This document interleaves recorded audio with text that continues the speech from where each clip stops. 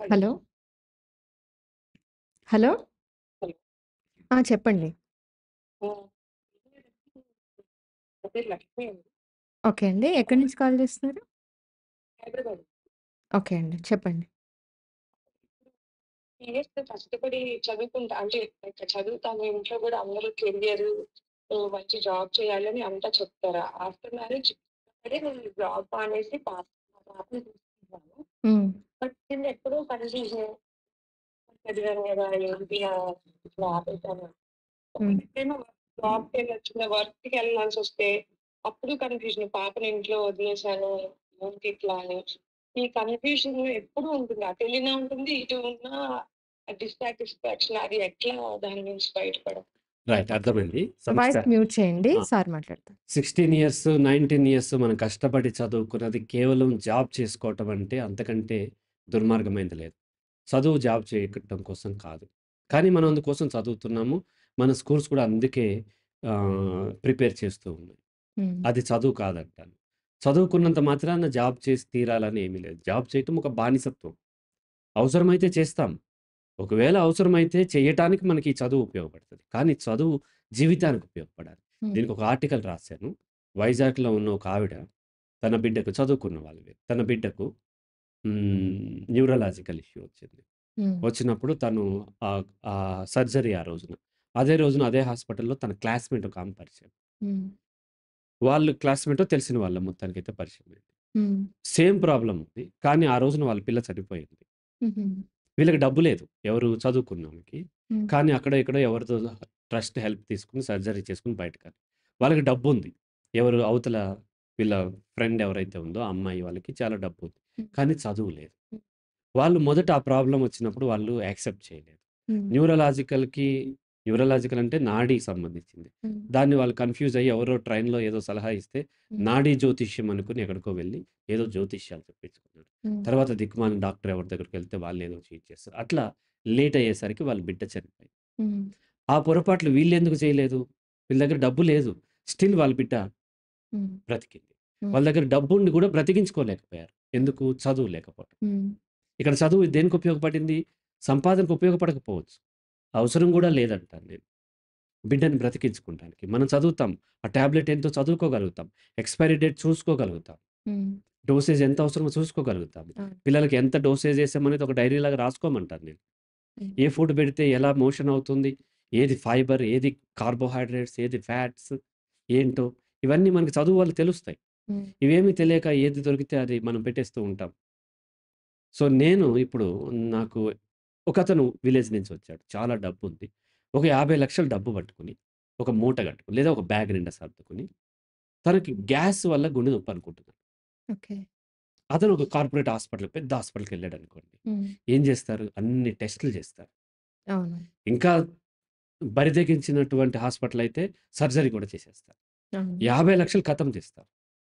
Okay. అదే నేను డబ్బు లేదు వెళ్ళాను. గ్యాస్ అని నాకు డౌటు. గ్యాస్ వల్ల నాకు గుండెల్లో నొప్పొస్తుందని ఎళ్ళాను. ఆ డాక్టర్ ఏం చేస్తాడంటే, "మీకు గ్యాస్ అండి. ఇదిగోండి. ఇదిగో ప్యాండీనో ఏదో ఏసుకోమంటాడు." వెళ్ళిపోతాను. ఎందుకు అతన్ని అదే హాస్పిటల్‌లో అతన్నెందుకు అట్లా ట్రీట్ చేశారు? నన్నెందుకు ఇట్లా ట్రీట్ చేశారు? డబ్బు కాదిక్కడ. హ్మ్. ఇక్కడ నీకున్నటువంటి ఇంటెలిజెన్స్, హ్మ్. నీకున్న చదువు. చదువంటే జస్ట్ గుర్తుపెట్టుకోవటం కాదు. అప్లికేషన్. హ్మ్. నన్ను చీట్ చేయలేడతను. నాకు తెలుసు. గ్యాస్ వల్ల వస్తదనే విషయం తెలుసు. అనేక విషయాలు తెలుసు. హ్మ్. కాబట్టి మన చదువు మన జీవితానికి ఉపయోగపడతది.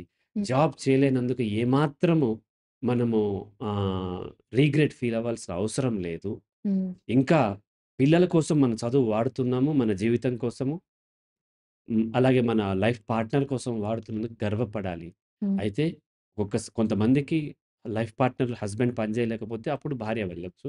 హ్మ్. భార్య పని చేయలేకపోతే హస్బెండ్ కూడా వెళ్ళవచ్చు. అలా ఎవరో ఒకరు సంపాదనకు పెట్టుకోండి. ఒకరు పిల్లలకి పెట్టుకోండి. ఇప్పుడు నేను బయటకొచ్చి పని చేస్తున్నా కాబట్టి నా వైఫ్ పిల్లల్ని చూసుకుంది. నా హ్మ్. వైఫ్ ఎంబీఏ చదివింది. ఇప్పుడు లా చదువుతుంది. హ్మ్. స్టిల్ పిల్లల్ని చూసుకుంటున్నాం. జాబ్ చేయట్లేదు. హ్మ్. ఆమేమి రిగ్రెట్ ఫీల్ అవ్వట్లేదు. హ్మ్. ప్రౌడ్‌గా ఫీల్ అవుతుంది. ఇఫ్ నేను పని చేయలేకపోతే ఆమె వెళ్తది. హ్మ్. ఆమె కొన్నాళ్ళు వెళ్ళింది. పిల్లలు పుట్టక ముందు వెళ్ళింది. హ్మ్. అప్పుడు ఇంట్లో పనులు నేను చేసేవాడిని. హ్మ్. నాకు కొంత ఫ్రీ ఉండేది. హ్మ్. కాబట్టి ఇప్పుడు నేను ఒకవేళ పని చేయలేకపోయాననుకోండి, ఆమె బాగా ఒక దాంట్లో ఎక్స్‌పర్ట్ నాలెడ్జ్ వచ్చిందనుకోండి, ఆమె ప్రాక్టీస్ చేస్తది, లేకపోతే జాబ్ చేస్తది. ఇంకోటి చేస్తది. హ్మ్. సో, కాబట్టి చదువుకున్నావు నువ్వెందుకు జాబ్ చేయవు? నీ చదువంతా వేస్ట్. అది ఎంత మూర్ఖమైన స్టేట్‌మెంటో చూడండి. అవును. చదువుకున్నంత మాత్రాన జాబ్ చేసి అంటే జాబ్ అంటే చాలా గ్లోరిఫై చేస్తున్నారు. హ్మ్. అన్ని జీవితాల కంటే, అన్ని ప్రొఫెషన్‌ల కంటే చాలా హీనమైనది జాబ్ చేయటం. బానిసత్వం ఒక రకంగా చెప్పాలంటే. హ్మ్. డబ్బుల కోసం మన జీవితాన్ని, మన పిల్లల జీవితాన్ని, మన లైఫ్ పార్ట్నర్ జీవితాన్ని తీసుకెళ్ళి వాళ్ళకి ఫణంగా పెడుతున్నాం. హ్మ్. తప్పనిసరి పరిస్థితుల్లో నేను కూడా కొన్నాళ్ళు జాబ్ చేశాను. తప్పనిసరి పరిస్థితిలో వేరే మార్గం లేకపోతే జాబ్ చేయటానికి హెసిటేట్ అవ్వద్దు. హ్మ్. కానీ జాబ్ చేయకపోతే తక్కువ అనుకో. జాబ్ చేయకుండా నా జీవితం నడుస్తుందంటే మీరు చాలా ప్రౌడ్‌గా ఫీల్ అవ్వాలి. మీ పిల్లల కోసం టైమ్ స్పెండ్ చేస్తే, పిల్లల్ని నెగ్లెక్ట్ చేసి మీరు ఎంత జాబ్ చేసినా రేపొద్దున కోట్లు ఖర్చు పెట్టినా వాళ్ళకున్నటువంటి యాంక్సైటీ డిజార్డర్స్ హ్మ్. ఇటువంటి వాటి నుంచి బయటికి తీసుకురాలేము. ఇవాళ రేపు ఏం చేస్తున్నారంటే తొందరగా సిజేరియన్ చేపించుకొని బిడ్డని తల్లిదండ్రులకి ఇచ్చేసేసి మళ్ళీ ఆస్ట్రేలియానో, అమెరికా పోయి జాబ్ చేసేస్తున్నారు. హ్మ్. అంటే డబ్బు పిచ్చి పట్టింది. డబ్బు అనేటువంటి ఒక దెయ్యం పట్టింది మనందరికీ. హ్మ్. డబ్బు లేకపోతే కార్లు కావాలి, డబుల్ బెడ్‌రూమ్ కావాలి, త్రిబుల్ బెడ్‌రూమ్ కావాలి. ఈలోపు ఒబేస్ అయిపోతాం. హ్మ్. డయాబెటిక్ అయిపోతాము. హైపర్ టెన్షన్ వస్తది. మళ్ళీ స్టంట్‌లేసేస్తూ ఉంటారు. అవును. గైనిక్ ప్రాబ్లమ్స్ వచ్చేస్తున్నాయి. మీరు జాబ్ 8 గంటలు చేసేదానికంటే ఒక 40 నిమిషాలు మీరు గ్రౌండ్‌కెళ్ళి రోజు వాకింగ్ చేసి ఎక్సర్సైజ్ చేయండి. జాబ్ కంటే ఎక్కువ ఫైనాన్షియల్లీ కూడా మీకు హెల్ప్ అవుతుంది. హాస్పిటల్ ఆక్యుపై చేయరు. ఫిట్‌గా ఉంటారు. పిల్లలకి బాగా పని చేయగలరు. మీకోసం మీరు పని చేసుకోగలరు. మీ హస్బెండ్ కోసం చేయగలరు. అవసరమైతే జాబ్ కూడా చేయగలరు. ఇప్పుడు నాకు 53 ఇయర్స్. 53 ఇయర్స్‌లో ఇప్పుడు నేను పని చేయగలుగుతున్నాను. నా క్లాస్‌మేట్స్ చాలామంది చనిపోయారు. వయసైపోయి చనిపోయారు. హ్మ్. కొంతమందికి వృద్ధాప్య పింఛన్ వస్తుంది. నేను కూడా మంత్లీ కొంతమందికి పంపిస్తూ ఉంటాను. హ్మ్. ఏమి చేయలేకపోతున్నారు వాళ్ళు. హ్మ్. ఇప్పుడు నాకిప్పుడు కొంత డిమాండొచ్చింది. ఇప్పుడు నేను పని చేస్తే డబ్బొస్తది. నేను అందరిలాగా వీక్ అయిపోయి ఉన్నాననుకోండి, ఇప్పుడు నేను పని చేయలేను గదా! అలాగే కాబట్టి మన చదువంతా కూడా మన ఆరోగ్యాన్ని, మన ఆనందాన్ని, మన మానసిక స్థితిని, మన పిల్లలు, మన కుటుంబాన్ని నిలబెట్టేలాగా ఉండాలి తప్ప, ఖచ్చితంగా జాబ్ చేసి తీరాలనైతే ఏమీ లేదు. Okay sir. రైట్?